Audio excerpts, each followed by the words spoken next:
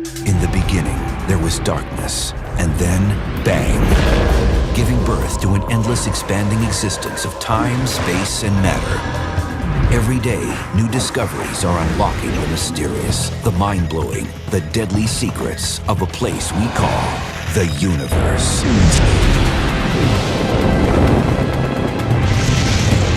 Enormous asteroid impacts that rain death from the sky.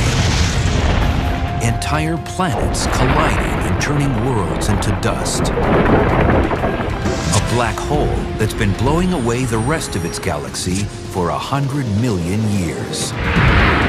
And massive stars that rock the universe like nothing else. Get ready to be blown away in a countdown of 10 of the largest explosions in the cosmos. These are the biggest blasts in the universe.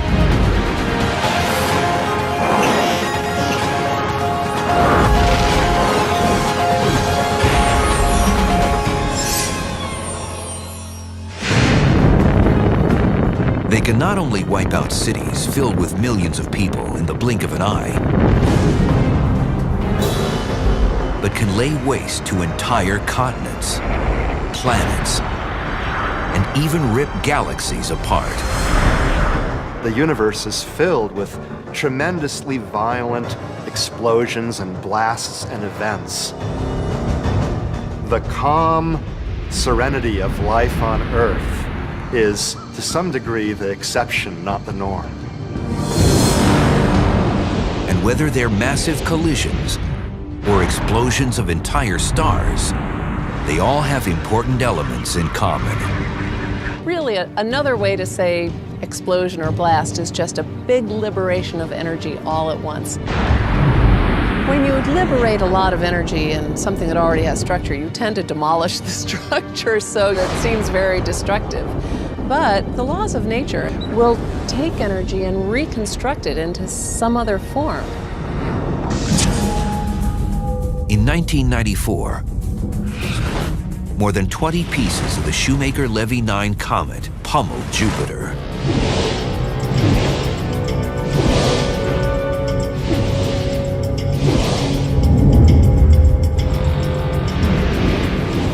There were big black scars all across the face of Jupiter, so large even that they could be seen clearly even with amateur telescopes. The largest comet fragment was more than a mile wide, and the force of its impact was equal to 6 million megatons of TNT.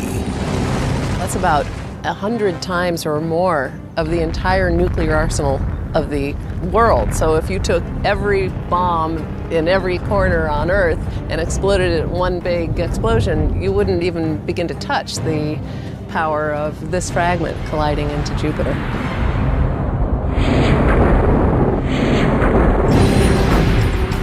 But guess what? Even that type of power isn't enough to qualify as one of the biggest blasts in the universe. The first event to make the top 10 was many times more devastating. Number 10, death from the sky. The smallest blast on our list may still have been big enough to wipe out the dinosaurs by blocking out the sun with smoke and debris. It's the Chicxulub impact, the asteroid that crashed into Mexico's Yucatan Peninsula about 65 million years ago. A 6-mile-wide space rock, taller than Mount Everest and almost as wide, thundered into Earth.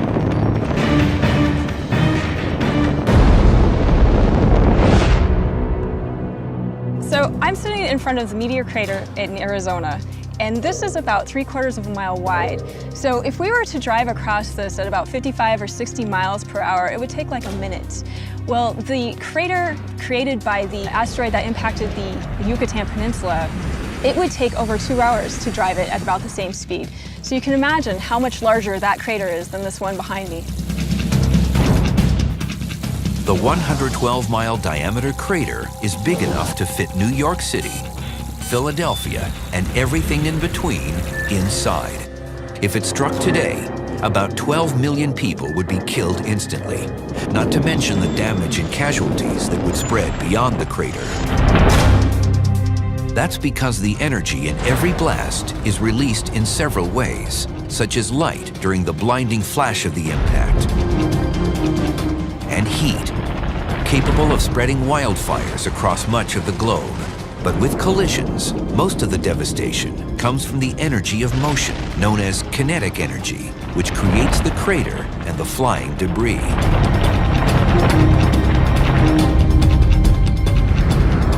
The energy in the impact that created the crater at Chicxulub had to have been enormous, probably about 250 million megatons. That's a lot of energy. The largest bomb ever exploded on Earth was 50 megatons. So that compared to 250 million gives you a sense. It was also about 40 times greater than the energy released by the largest Shoemaker-Levy 9 comet fragment to hit Jupiter. And figuring out the kinetic energy released in a huge asteroid impact is all a matter of plugging some very big numbers into a simple equation. The key thing to keep in mind when considering the energy in these kinds of collisions is that the formula for what's called the kinetic energy, the energy of motion, is a half mv squared. The mass, and then the square of the velocities. Mass is the weight of the object, and velocity is the speed it's traveling. You can have a huge amount of energy for a massive enough or fast enough object. Considering that the Chicxulub asteroid weighed nearly as much as Mount Everest and was moving at over 50,000 miles an hour, about 50 times faster than a bullet from a revolver, it's no wonder it was one of the biggest blasts in the universe.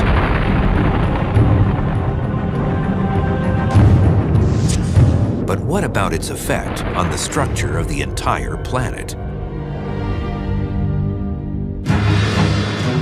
An explosives expert places a small charge just under the skin of a watermelon to simulate the type of energy released when this asteroid slammed into Earth.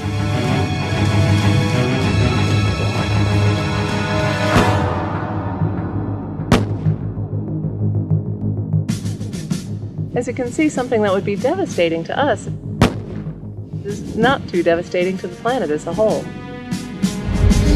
So there's still plenty of room for the blasts to get bigger. Number 9, Martian impact. Luckily, Mars, and not Earth, was the target of an asteroid 200 times larger than the one that slammed into the Yucatan Peninsula. The asteroid that impacted Mars about 3.9 billion years ago was 1,200 miles wide. Now, that's about the size of Pluto. And if you imagine most of the continental US, from Denver to the Florida Panhandle and Chicago down to the south of Texas, huge. And that's just the size of the asteroid. The crater, known as the Borealis Basin, is another story. The hole covers about 40% of the planet. So the Borealis Basin on Mars is about 5,300 miles wide. Now the crater behind me is not even a mile wide. So you can imagine multiplying this by over 5,000 times, and that's the size of the impact crater on Mars. That's about the size of the continent of Africa. Amazingly huge. While the speed of the asteroid that smacked Mars wasn't much different than the one that hit the Yucatan Peninsula, the mass was many times greater, leading to a much larger release of energy. Probably about 1 million times more energetic. So it would be about 250 million megatons of energy. And that's a lot of energy.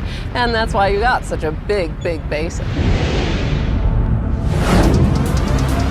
Something like that hitting Earth today would put the instant death toll in the billions and would probably wipe out all life on the planet soon after.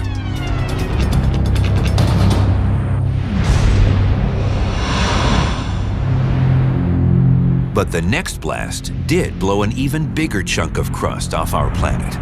luckily before life even existed here. Number 8, the Big Splat. Instead of Mars being a target, imagine an asteroid the size of Mars slamming into Earth. Most planetary scientists believe that's exactly what happened soon after the Earth formed about 4.6 billion years ago. It's known as the giant impactor theory, also nicknamed the Big Splat. The early solar system was a much busier place than it is today. Basically, it hadn't settled down yet. So there are lots of fragments running around, producing all sorts of collisions, which ultimately produced the bodies we know today. Earth was still a molten wasteland, devoid of life back then, which is a good thing, since the force of that collision would have ended life in its tracks. So how did the planet recover from the most violent event in its history?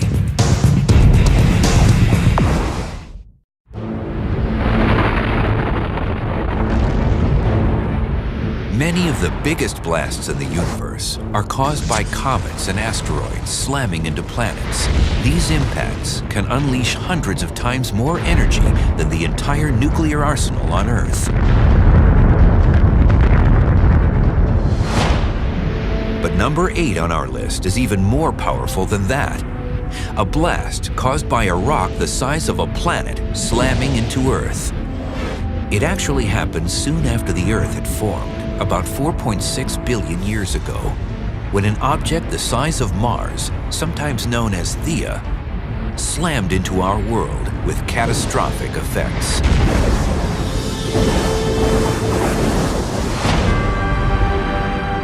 Compared to the Pluto-sized asteroid that smashed into Mars, the Mars-sized rock that nailed Earth was more than 3 times larger, releasing much more kinetic energy. The Theia impactor that knocked off the crust of Earth was probably about 10 times more powerful than the Borealis Basin impactor. But this incredibly destructive force also had some very important benefits. So when Theia impacted the Earth, it happened probably at a glancing blow. And in doing so, the iron cores of the 2 planets actually melded together and formed a larger iron core and a larger Earth. Now, Theia's mantle probably got completely blown off in this impact because it's a little smaller than Earth, and some of the Earth's mantle got blown off. So you have all this mantle debris floating around, orbiting, and it actually coalesced to form the Moon. The Moon stabilized Earth's axis, preventing it from tilting wildly, which keeps Earth's climate steady.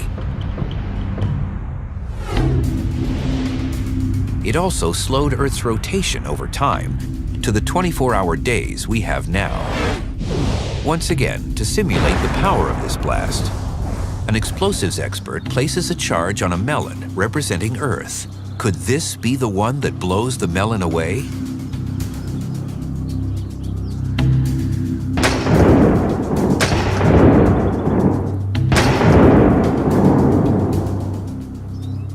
Even though there's a lot of damage, the basic structure is still intact. With the heat of the impact, the Earth and the debris were both molten. And that molten state is the reason why the impact didn't leave a massive crater behind.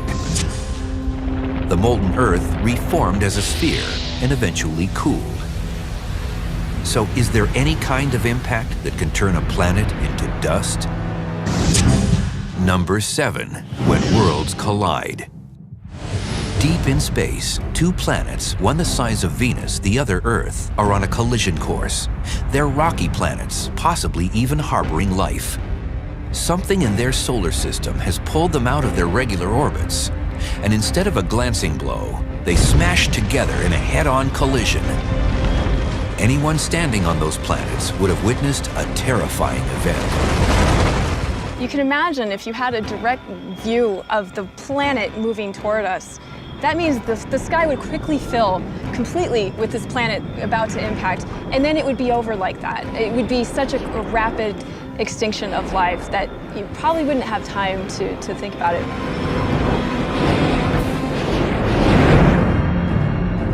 This isn't some fictional doomsday scenario. Some researchers think this massive blast rocked the cosmos within the last 1,000 years. In a binary star system about 300 light years away, it's known as BD plus 2307 in the constellation Aries. It has a tremendous amount of dust in it, 1 million times more dust than in our solar system. We think that this dust may have been produced by the collision of two planets, roughly the size of the Earth and Venus, just head-on, whack, shattering each other, producing a tremendous amount of dust. It takes enormous amounts of energy for two planets to pulverize each other into dust. Now, instead of hundreds of times the world's nuclear arsenal, we're talking millions of times or even billions of times that energy. With this even larger charge, we're not just going to break off a chunk of this melon, we're going to blow it to smithereens.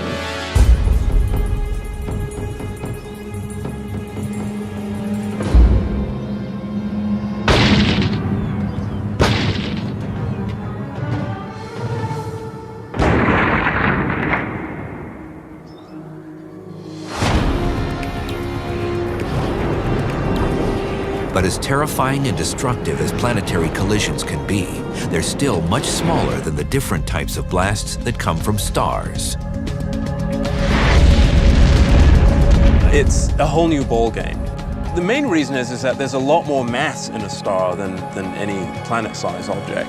And then there are all kinds of mechanisms that can take place involving nuclear fusion or various processes that involve gravitational collapse, which can drive a lot of energy as well.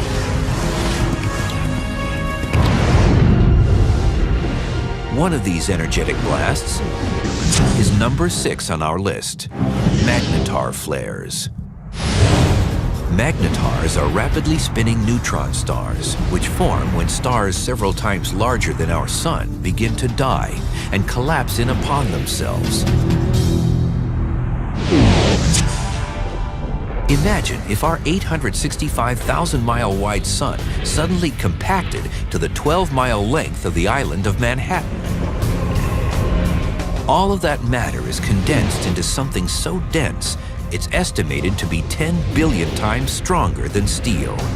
To give you an idea of how incredibly dense neutron star material is, if this cap was filled with neutron star stuff, it would weigh 100 billion tons on Earth. More than this hill, as much as an entire mountain.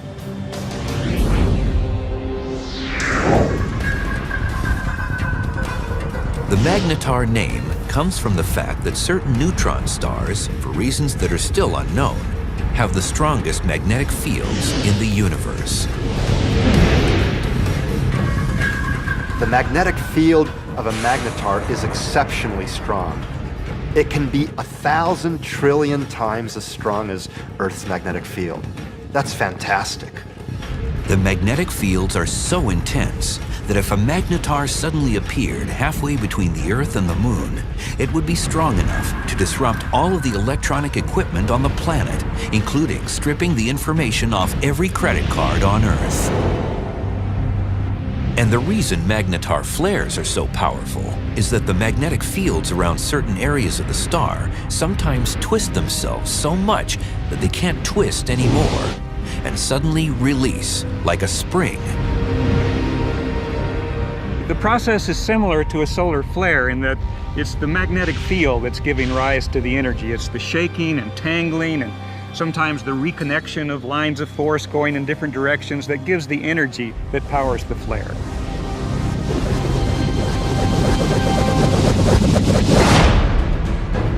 But unlike planetary collisions, where kinetic energy dominates, magnetar flares shoot out most of their energy as electromagnetic radiation. In other words, light. And one magnetar flare in particular was strong enough to blind satellites orbiting Earth from 50,000 light years away.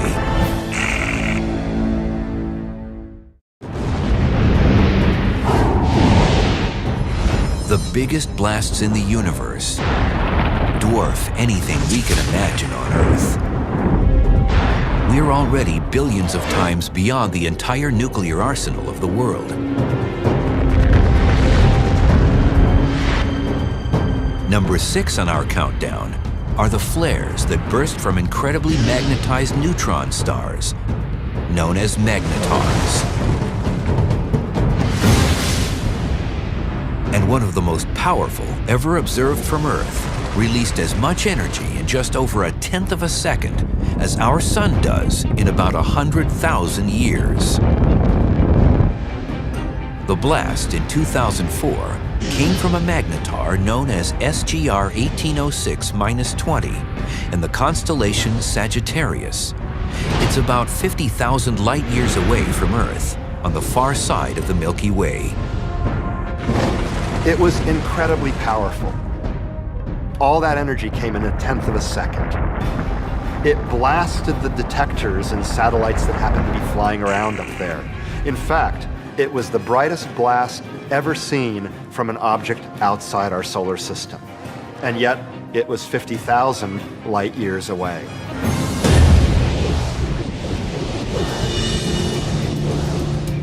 But what does brightness have to do with the power of a blast? So I'm standing in a dark room here, and now I'm going to turn on a light bulb. How bright that light bulb appears to me depends on 2 factors. It depends on how intrinsically powerful or luminous the light bulb is, its wattage, how much energy it puts out per second, and it also depends on the distance of the light bulb from me. When I'm close to the light bulb, I see that the light bulb is bright. If I move a factor of 2 farther away, then in fact it looks a factor of 4 fainter. That's the inverse square law of light. The power of the light bulb has remained the same, but by being twice as far away, I get only 1/4 of the light reaching my face and my eyes. Astronomers measure the apparent brightness of the star or the explosion. They figure out its distance through some other technique, and from those 2 variables, they figure out the power or the luminosity of the source. That light is released not just in visible wavelengths, but across the electromagnetic spectrum. And anytime researchers detect gamma rays, like they do in magnetar flares, they know it must be a big blast. Gamma rays are a type of light, but a much more energetic light than we see with our eyes. So the spectrum of light that we're familiar with goes from very low energy and through the visible part of the spectrum, the light that we see, all the way out through X-rays into this extremely high energy component of light, which is called gamma rays. Even a 1/10 of a second short gamma ray flare, like SGR 1806-20, would still be able to fry the Earth with radiation from many light years away, as long as the full force of the flare was aimed at Earth.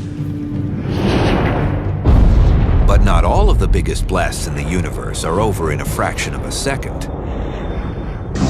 Number 5, the 100-million-year blast. 2.6 billion light years away from Earth, a supermassive black hole, billions of times the mass of our sun, has been wreaking havoc in the center of a cluster of galaxies. Known as MSA 735, it's been shooting out 2 continuous jets of particles in opposite directions. Scientists believe the jets have been raging for the past 100 million years, punching 2 huge bubbles into the surrounding galaxies. MSA 735 really is the prototypical example of a black hole blowing bubbles. What we're seeing here is giant cavities being evacuated by these powerful jets. So they transport vast sums of energy down from the black hole out to huge distances, maybe about 1 million light years or so. 1 million light years is 10 times wider than our Milky Way galaxy, which means these jets are powerful enough to create 2 very big bubbles. The total energy within these 2 bubbles is stupendous. far exceeding any other amount of concentrated energy that we know of in the universe. However, it must be remembered that the energy was released over 100 million years. That means that per unit of time, the total amount of energy released wasn't all that big. Still, the jets are strong enough to shoot the particles out at millions of miles an hour, about a quarter of the speed of light. The jets and resulting bubbles only come from about 1% of the most massive black holes in the universe. That's because the forces near these monsters are so huge that instead of swallowing everything, they actually end up pushing some particles away. It's important to emphasize that these giant explosions are not the explosion of the black hole itself, but rather an ejection of particles from near the black hole, the vicinity of the black hole. By colliding with one another, they can, in some cases, be ejected out of the vicinity of the black hole. But how can this two-sided blast possibly keep going for 100 million years? It's all a matter of how much cosmic stuff is available, as planets and suns are stretched and ripped apart down to their very atoms and drawn towards the black hole. So these jets that we've estimated have been going on for about 100 million years still have a huge amount of fuel available to them. That process can go on for an extremely long time, hundreds of millions of years. Now, imagine taking a big chunk of that energy and releasing it in less than 2 seconds. That's what researchers believe happens in blast number 4, short gamma ray bursts. Gamma ray bursts are more concentrated than magnetar flares. It's a concentrated beam of radiation, like a laser beam. It comes out as a narrow stream. The gamma rays in the beams are also traveling much faster than the particles coming out of black hole jets. The observations show that the energy is coming out in jets, moving at very close to the speed of light, 99.9999% the speed of light.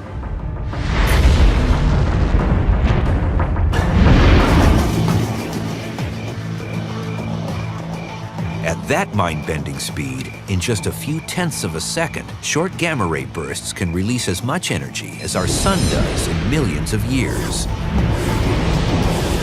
But for years, scientists couldn't figure out why some gamma ray bursts were long, lasting many seconds or even minutes, while others were usually only a fraction of a second. Then, one burst in 2005 led researchers to an exciting new theory about incredibly dense neutron stars annihilating each other. The power of man-made atomic bombs is nothing compared to the galaxy-rattling explosions in the cosmos.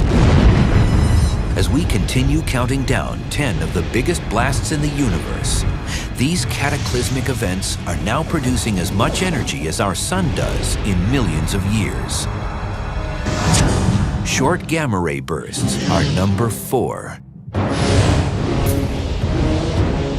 For years, scientists have been confident of the source of long gamma ray bursts, those that last over 2 seconds and sometimes erupt for many minutes. They come from galaxies with massive stars. And when certain massive stars die, they collapse and then explode, blasting out incredible amounts of energy as concentrated jets of gamma rays.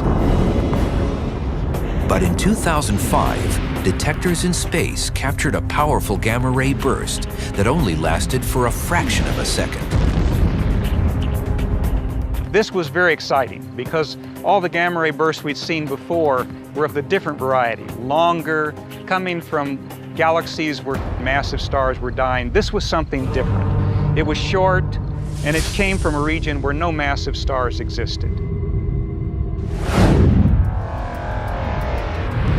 This burst came from a galaxy thought to have some incredibly dense neutron stars in binary pairs that orbit each other.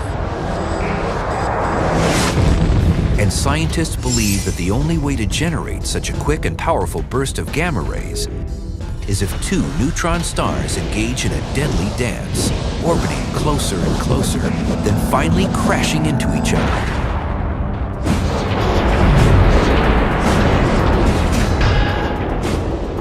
This is thought to be the moment when a black hole is born.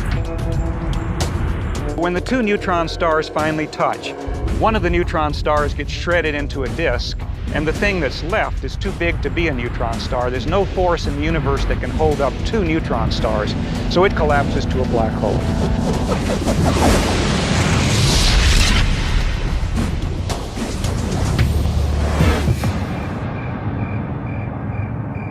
The 2005 event, known as GRB 050509b, since it was the second burst to occur on May 9th of that year, was the first short gamma-ray burst whose location was pinned down. It didn't look very bright from Earth, but that's because it was an astounding 2.2 billion light-years away. GRB 0509b lasted only about 40 milliseconds, but in that time, it released about as much energy as the sun will release in 100 million years.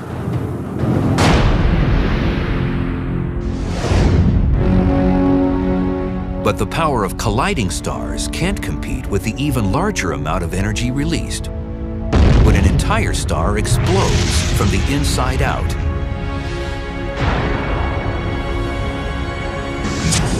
Number 3, supernovas. When large stars die, they don't just fizzle out like our sun eventually will. They go out with a bang. There are actually several types, but the two main ways a supernova explosion happens is either when one star in a binary star system swallows part or all of its companion, or when a supermassive star collapses in on itself and ejects its outer shell in the process. Either way, a mind-boggling amount of energy is quickly released. The energy of motion, the kinetic energy of the ejected material, can equal the total amount of energy that the sun will release over its entire 10 billion year lifetime.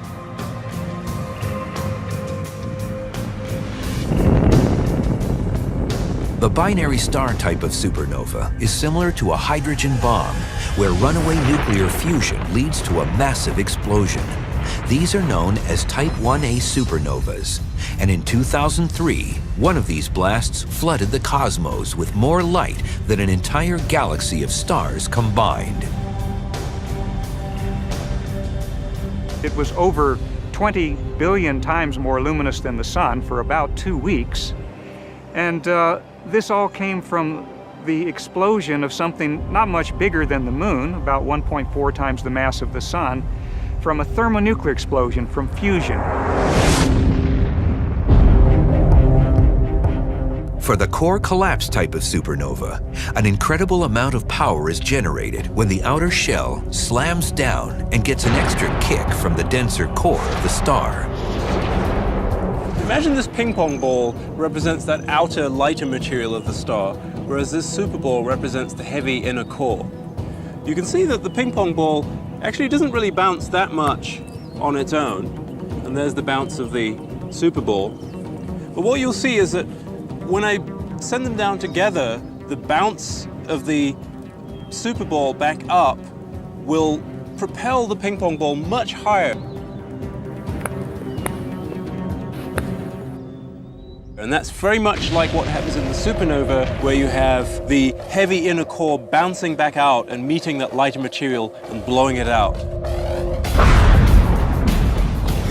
In fact, one supernova explosion in 2005, known as SN 2005-AP, flashed brighter than all of the others for weeks on end. But it didn't do any damage to Earth because, luckily, it was also 4.7 billion light-years away. And like many of the other blasts on the top 10 list, supernovas don't just destroy.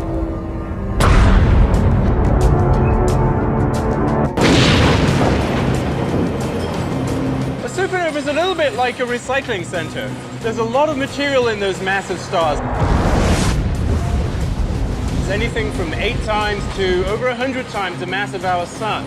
So there's a lot of material that's going to be processed in those stars, just like there's a lot of raw material here at the recycling center that's going to be processed. The matter in the universe is dominated by light elements like hydrogen and helium. But the inside of a star about to go supernova is the main source of the various metals and other heavy elements we depend on for life. Just like these materials are being sorted into different categories, the star starts to process heavier and heavier elements, starting with hydrogen, then helium, making heavier and heavier elements all the way up to iron when the fusion process stops. Later on in its life, when it becomes supernova, with the aid of the compression effects in the supernova, the star will make even heavier elements. Just as these materials are now packaged and processed and ready to leave the recycling center and go out into the world to be reused, the materials that were made in those stars that were then finally cooked and blown out into the universe by the supernova process, those will be reused as well. They may be used in other stars or perhaps other planets. The materials that we're made of here on Earth, the materials even in our bodies, those heavy elements were made in supernovae.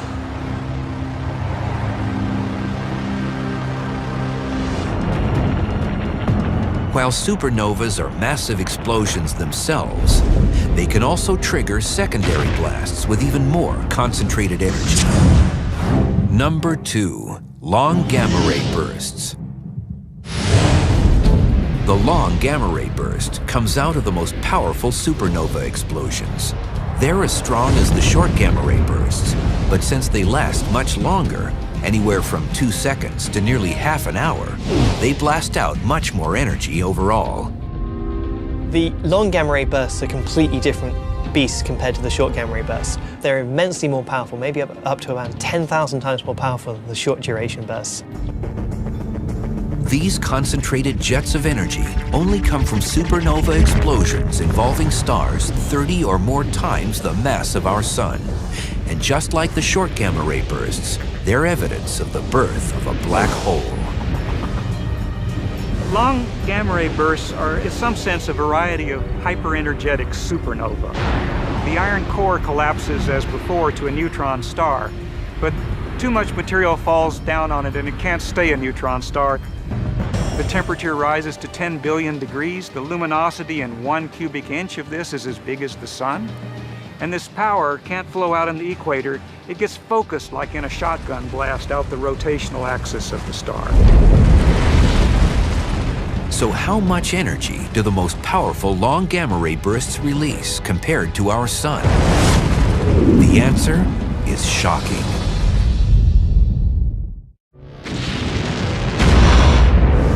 We're at number 2 in our countdown of the biggest blasts in the universe, long gamma-ray bursts. They're the most powerful concentrated beams of energy in the universe. They release many times more energy in a matter of seconds or minutes than our sun will produce in its entire 10 billion year lifespan. The key to their devastating power is focusing that energy in a narrow area. A firearms expert illustrates the point with 2 different shotguns. First, a shorter gun, where the shot spreads out quickly after leaving the barrel, unlike a gamma-ray burst.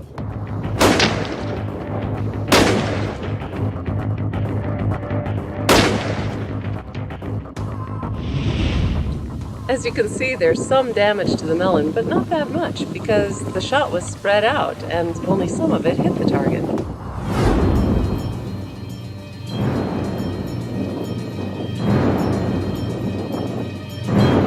Now our firearms expert is switching to a longer barrel that keeps the shot concentrated in a tighter pattern as it goes downrange. The same effect as a gamma-ray burst.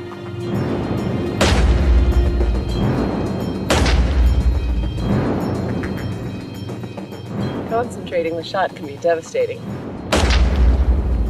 It's a good thing for us that most gamma-ray bursts are millions or billions of light years away from Earth and are pointed in the other direction.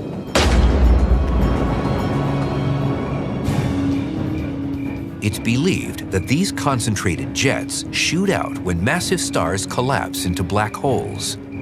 And in 2008, scientists detected one of the strongest gamma-ray bursts on record, known as GRB 080916C. It lasted an incredible 23 minutes.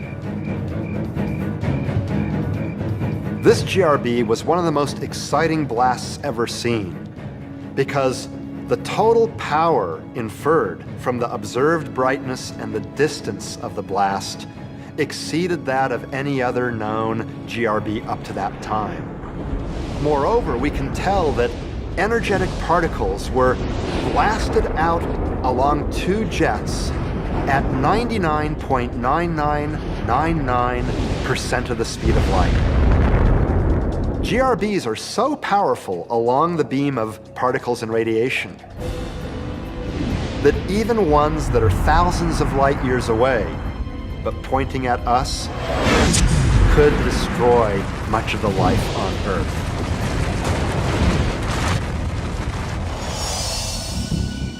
But if long gamma-ray bursts are the most powerful explosions in the universe, then how could they be number 2 on our list? Because the top spot goes to something that didn't happen within the universe, but happened when the universe itself was formed. Number 1, the Big Bang. This mother of all blasts is technically an expansion and not an explosion, since it was not a blast within a defined area. It wasn't an explosion that happened somewhere in space. It's all of space. It's the actual fabric of space-time itself coming into existence. So in the concept of a biggest blast, it's as big as it gets. It was the whole universe blasting into existence. And the speed and temperatures of the Big Bang dwarf anything that happened inside the universe once it was formed. Those temperatures are beyond anything we can imagine. There are trillions of degrees if you measured it in usual units.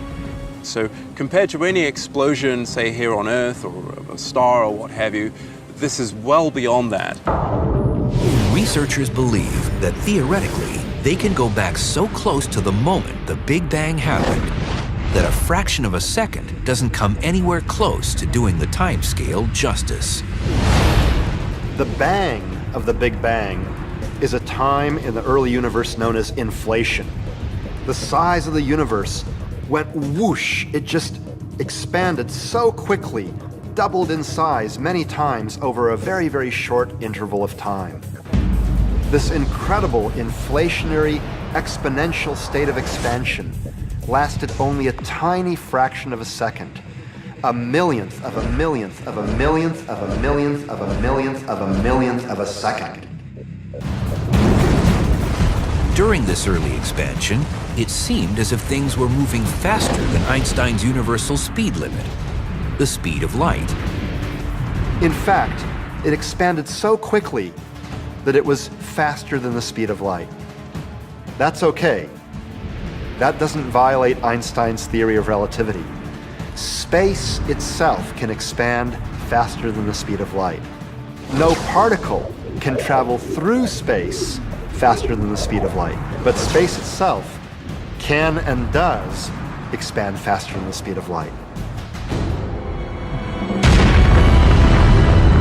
And the Big Bang is the largest reminder of all that the biggest blasts in the universe, these sudden releases of energy, do much more than destroy. The creation of our universe, the creation of the sunshine that comes out of stars, and the creation of our own moon all came from this tremendous liberation of energy all at once. So there's a very intimate link between matter manifested in one way and then being destroyed and then re-emerging in a new way. And, you know, here on Earth, it re-emerged as us. And as the universe evolves, its biggest blasts will continue to be both the destroyer of worlds and the creators of new possibilities.